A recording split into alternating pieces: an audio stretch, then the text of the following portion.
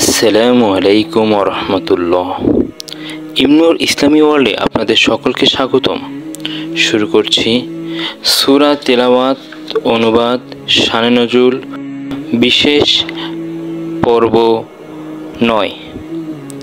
আজকের সূরা আদিয়াত, যার অর্থ অভিযানকারী।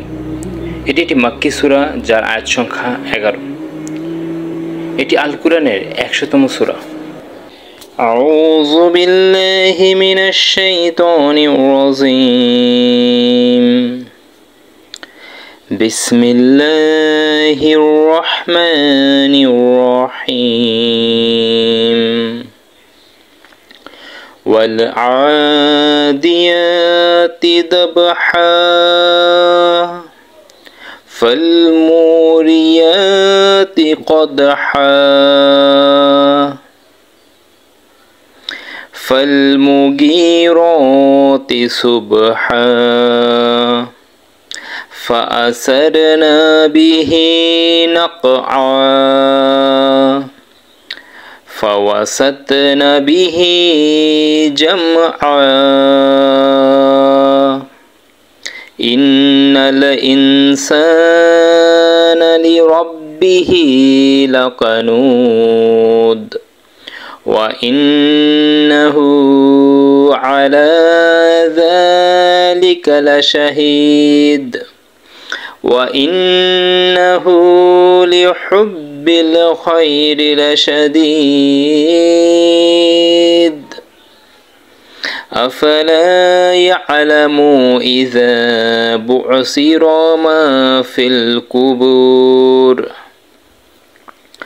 وحصل ما في الصدور إن ربهم بهم يومئذ لخبير। বিতাড়িত শয়তান হতে আল্লাহর কাছে আশ্রয় প্রার্থনা করছি। পরম করুণাময় ও অসীম দয়ালু আল্লাহর নামে শুরু করছি। ওয়াল আদিয়াতি দাবহা, শপথ সেই ঘোড়াগুলোর যারা ঊর্ধ্বশ্বাসে দৌড়ায়। ফাল মুরিয়াতি কদহা, অতঃপর নিজের খুরের ঘর্ষণে আগুন ছোটায়। ফাল মুগীরাতি সুবহা,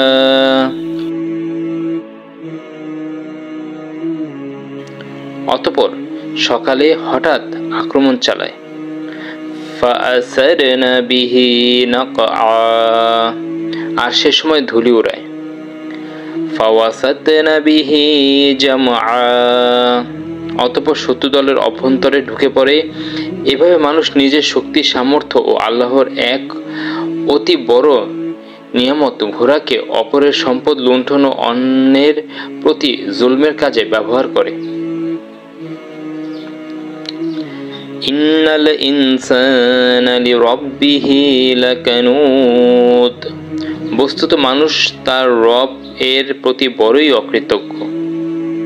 ওয়া ইন্নাহু আলা যালিকা লাশাহিদ, আর সে নিজেই নিজের কাজকর্মের মাধ্যমে এই বিষয়ের সাক্ষী। ওয়া ইন্নাহু লিহুব্বিল খায়রি লাশাদীদ, আর ধন সম্পদের প্রতি অবশ্যই সে খুবই আসক্ত। আফালা ইয়ালামু ইযা বুসিরা মা ফিল কুবুর, সে কি জানে না কবরে যা আছে তা যখন উদ্দিত হবে। ওয়া হুসিলা মা ফিস সুদুর, আর অন্তরে যা কিছু লুকানো আছে তা প্রকাশ করা হবে। ইন্না রাব্বাহুম বিহিম ইয়াওমাইযিল লাখাবীর,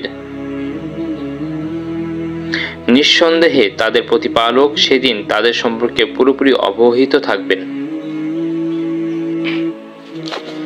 সূরা আদিয়াতের শানে নজুল। সূরা আদিয়াতের শানে নজুল সম্পর্কিত একটি বর্ণনা অনুযায়ী হিজরি 8ম সনে মুশরিকরা মদিনার পার্শ্ববর্তী এলাকায় জড়ো হয়ে মুসলমানদের উপর অতর্কিত হামলার পরিকল্পনা করলে রাসূল সাল্লাল্লাহু আলাইহি সাল্লাম হযরত আবু বকরের নেতৃত্বে একটি সেনাদল প্রেরণ করেন। এই বাহিনীর সংবাদ না আসায় এবং 1 মাস অতিবাহিত হওয়ার পর যখন রাসূলুল্লাহ সাল্লাল্লাহু আলাইহি সাল্লামের কাছে কোনো সুসংবাদ পৌঁছায়নি, তখন সূরা আদিয়াত নাজিল হয়।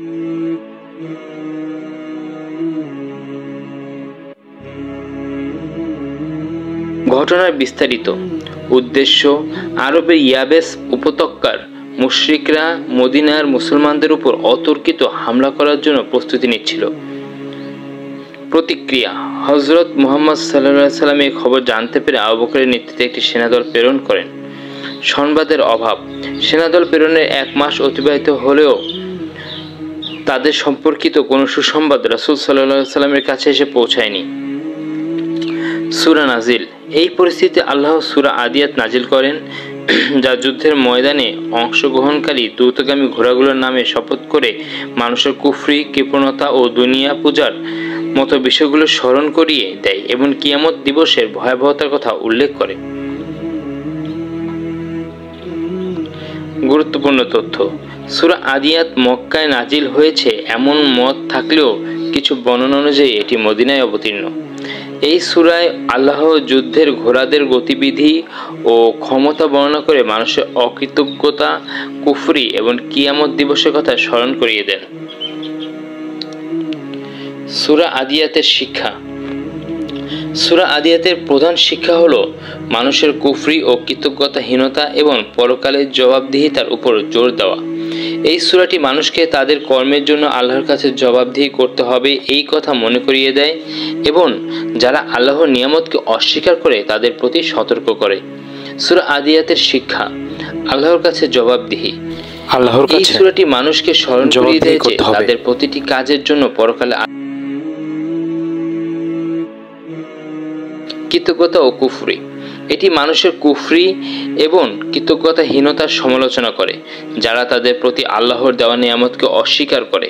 পশুদের থেকে শিক্ষা, সূরাটি ঊর্ধ্বশ্বাসে ধাবমান অশ্বের উদাহরণ দিয়ে বোঝায় যে এরা তাদের কাজ এত ভালোভাবে করে মানুষও যেন তাদের নিজের কর্তব্য সঠিকভাবে পালন করে এবং আল্লাহর নিয়ামতের শুকরিয়া আদায় করে। শপথের তাৎপর্য, এই সূরার শুরুতে দ্রুতগামী ঘোড়ার শপথ করে আল্লাহ ইঙ্গিত দেন যে মানুষের উচিত নিজের কাজগুলো গুরুত্ব সহকারে এবং নিষ্ঠার সাথে করা। সূরা আদিয়াতের ফজিলত, সূরা আদিয়াতের ফজিলত হলো এটি মানব মনে আধ্যাত্মিকতা এবং জবাবদিহিতার কথা স্মরণ করিয়ে দেয়।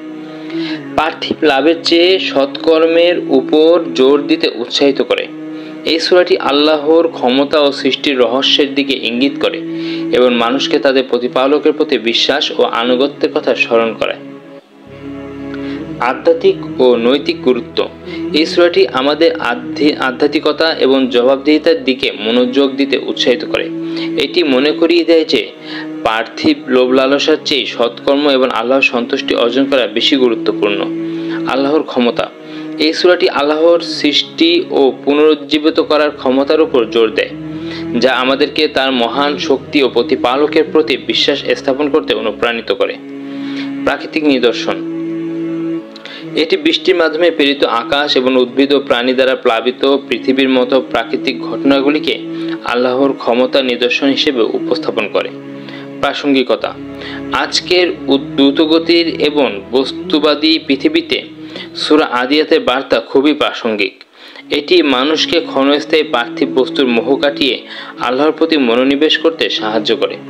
আলহামদুলিল্লাহ, আজ আমরা সূরা তিলাওয়াত, অনুবাদ, শানে নজুল বিশেষ পর্ব 9 আপনাদের কাছে উপস্থাপন করলাম। আল্লাহ তাআলা আমাদের সূরা আদিয়াত হতে যে শিক্ষা এবং ফজিলত সম্পর্কে জানতে পারলাম তা আমাদের দিনের পথে চলার ও আমল করার তৌফিক দান করুক, আমিন। আল্লাহ তাআলা আমাদের এই দ্বীনি কাজ কবুল ও প্রসার করুক, আমিন। ইমনুর ইসলামী ওয়ার্ল্ড চ্যানেলটিকে লাইকস, কমেন্টস, শেয়ার ও সাবস্ক্রাইব করে দ্বীনি কাজে পাশে থাকার তৌফিক দান করুন, আমিন। পরবর্তী ভিডিও দেখতে ভিজিট করুন ইমনুর ইসলামী ওয়ার্ল্ড ইউটিউব চ্যানেল এবং পরবর্তী ভিডিওর নোটিফিকেশন পেতে বেল আইকনটি প্রেস করে রাখুন। আসসালামু আলাইকুম ওয়া রাহমাতুল্লাহি ওয়া বারাকাতুহু।